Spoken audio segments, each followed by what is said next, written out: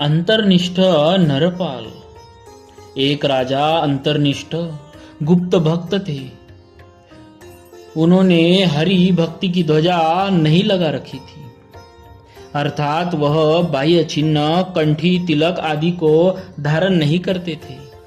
भगवान का स्मरण और ध्यान निरंतर करते थे, पर किसी को जनाते न थे। कोई नहीं जानते थे कि राजा भक्त है।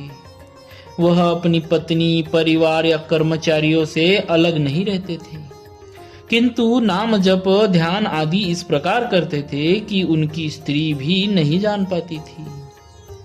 राजा भगवान से अलग नहीं रहते थे, लेकिन रानी राजा को अभक्त जानकर मन ही मन दुखी रहती थी। एक दिन शयन करते हुए राजा ने मुख से अचानक ही भगवान के नाम का उच्चारण किया। इससे राजा को परम भक्त मानकर रानी बहुत प्रसन्न हुई। बहुत सा धन राजा पर न्यौछावर कर दिया। राजा ने रानी से इस प्रसन्नता का कारण पूछा तो रानी ने बताया,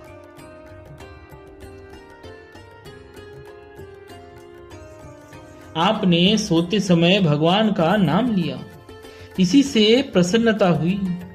इस पर उस राजर्षि ने शोक करते हुए अपनी रानी से कहा, आज मेरी भक्ति प्रकट हो गई, अतः लूट गई, अब मैं जीवित नहीं रह सकता।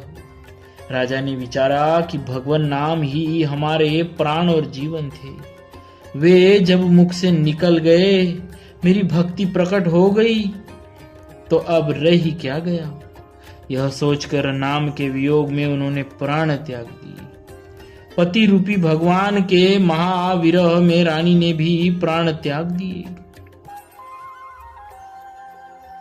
बोलिए अंतर्निष्ठ नरपाल राजा भक्तराज जी महाराज की जय। भक्तवत्सल भगवान की जय।